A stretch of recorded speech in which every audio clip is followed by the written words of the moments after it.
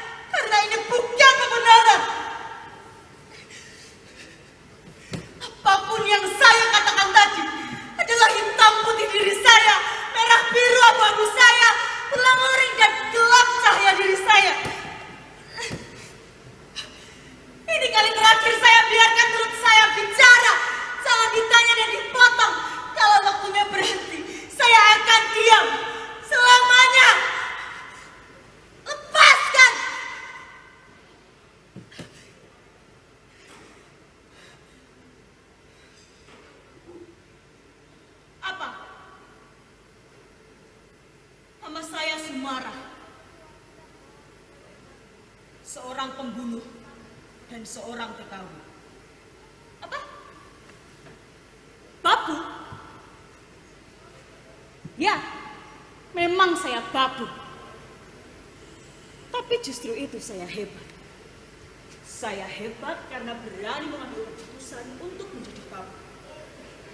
Saya berani memilih keputusan untuk berada pada tempat terbawah dari struktural manusia. Belum tentu semua orang berani menjadi manusia di bawah manusia. Ya, inilah saya, Sumara. Apa? Menjadi babu? Buruh? Budak? Sudah menjadi pilihan. Bertahun-tahun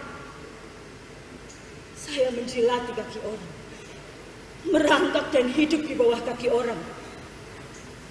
Saya tahan mulut saya lipat lidah saya agar tidak bicara. Karena bicara berarti bencana bagi saya, Simbo, dan bencana pula bagi para majikan itu. Tolong, kali ini izinkan saya mendongak dan membuka suara. Dari kecil saya tidak berani mendongakkan wajah, apalagi di Karangsari, desa tempat saya dilahirkan.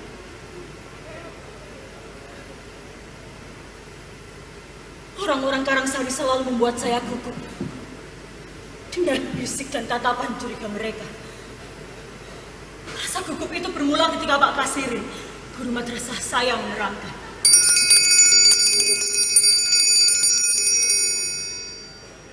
Jadi, pembunuhan para jenderal itu dilakukan oleh sekelompok orang yang sangat kecil yang tergabung dalam organisasi PKI. PKI itu benar-benar biadab. Untuk itu dihapus dan dilarang berkembang lagi. Seluruh antek PKI dihukum.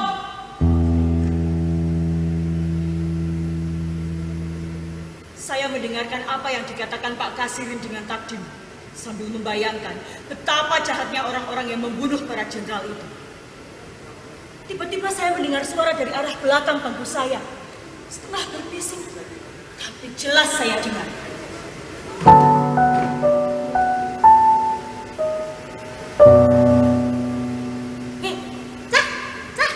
Rene, tak kandani. Kemarin aku dengar dari bapakku kalau ternyata bapaknya Sumarah itu orang PKI. Kok kamu nggak percaya? Beneran ini.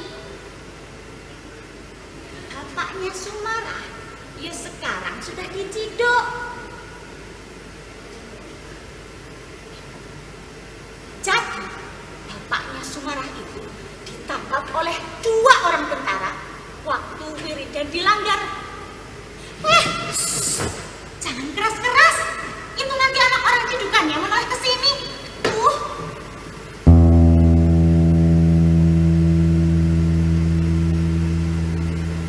Kejadian itu terus terngiang di kepala saya hingga sekarang.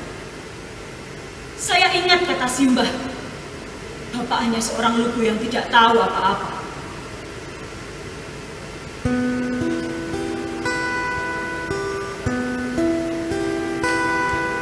Pak?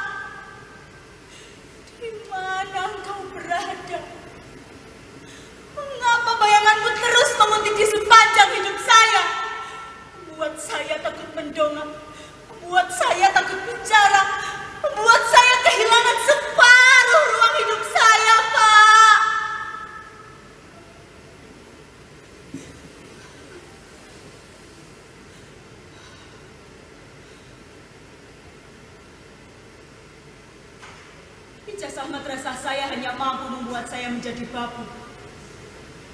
Sebab kondisi ekonomi Simbok tak mengizinkan saya sekolah lagi. Dan pada akhirnya, semua teori, rumus, ambianku, nemku, rapotku, ijazahku macet ketika aku mencari kerja. Ijazahku tak berbunyi apa-apa. Bertahun-tahun saya mencoba peruntungan. Mulai dari mendaftar PNS hingga bekerja di pabrik tekstil. Semuanya sia-sia. Hanya karena saya, anak seorang tertuduh PKI.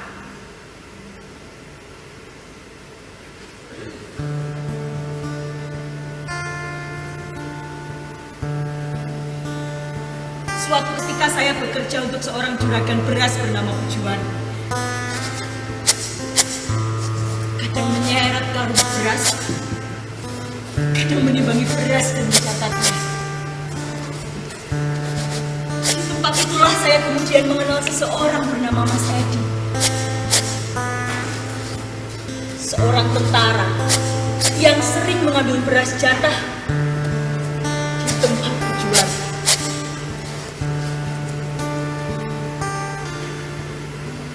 Saya mulai menaruh hati padanya. Cinta saya semakin bersemi manakala saya mengetahui bahwa Mas Edi juga menaruh hati pada saya.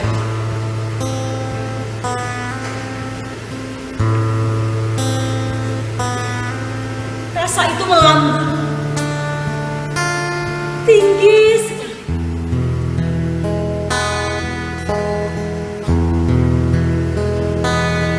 Tapi kemudian terpelanting dan jatuh ke jurang yang curam saat Mas Edi mengetahui sejarah keluarga saya. Sebagai seorang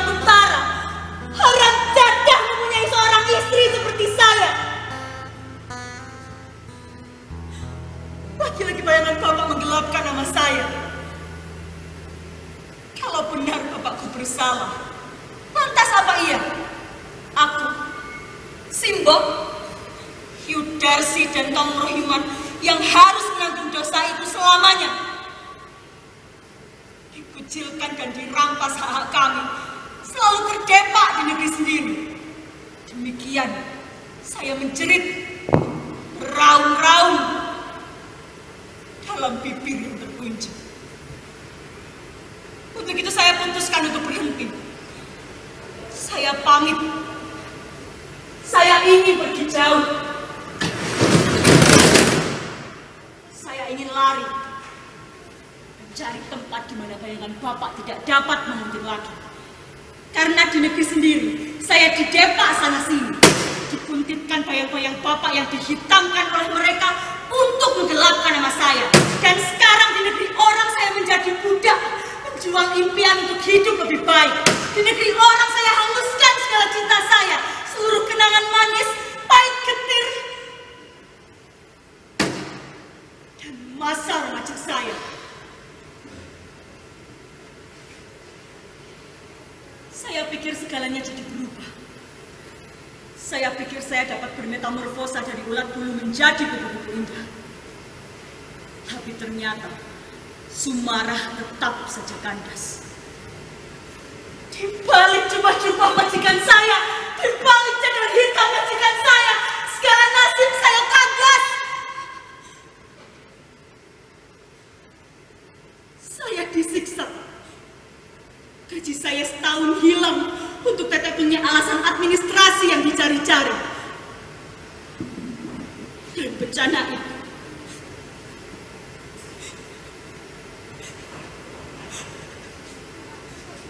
saya diperkosa. Saya diperkosa. Saya diperkosa seperti budak hina yang halal dibinatangkan. Bertahun-tahun saya mencoba peruntungan. Dan saya hanya diselipkan di negeri sendiri. Kepala saya tidak boleh menyembul di tengah kerumunan. Apakah di negeri orang saya masih dimelatakan? Tidak. Kesadaran itu muncul tiba-tiba. Saya harus menundukkan kepala, meludahi muka orang yang membinatangkan saya, mengangkat tangan dan meraih pisau tajam untuk kemudian saya masukkan mata pisau ke jantung hatinya. Majikan itu saya bunuh.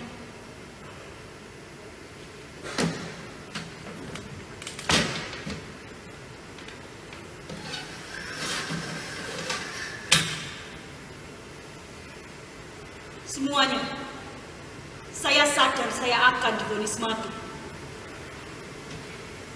Saya tidak butuh pembela. Saya tidak butuh penasihat hukum. Tidak usah saya dipulangkan dan diadili di negeri saya. Karena persoalan akan menjadi jauh lebih rumit. Dan karena tidak ada lagi yang bisa dihisap dari seorang babu seperti saya, maka saya ragu, apakah hukum di negeri saya bisa membela saya?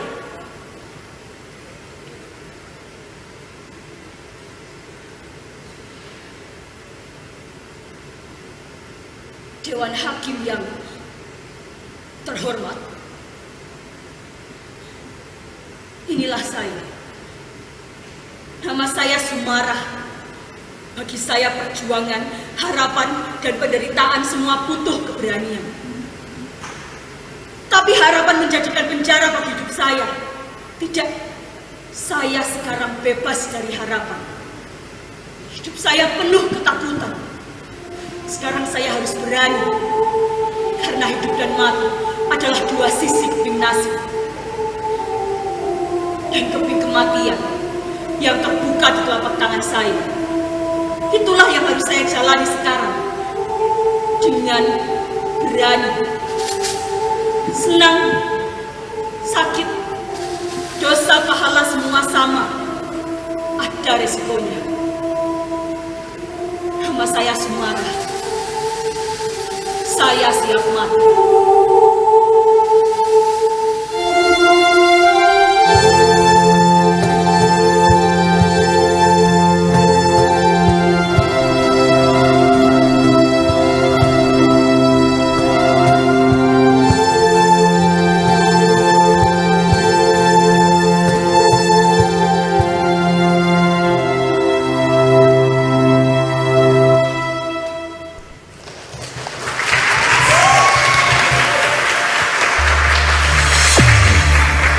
Iya, terima kasih untuk peserta nomor 14 telah melaksanakan tugasnya dengan baik. Dan hadirin dan juga dewan juri, berikutnya kami persilakan untuk mempersiapkan diri untuk peserta nomor 15. Waktu persiapan 10 menit.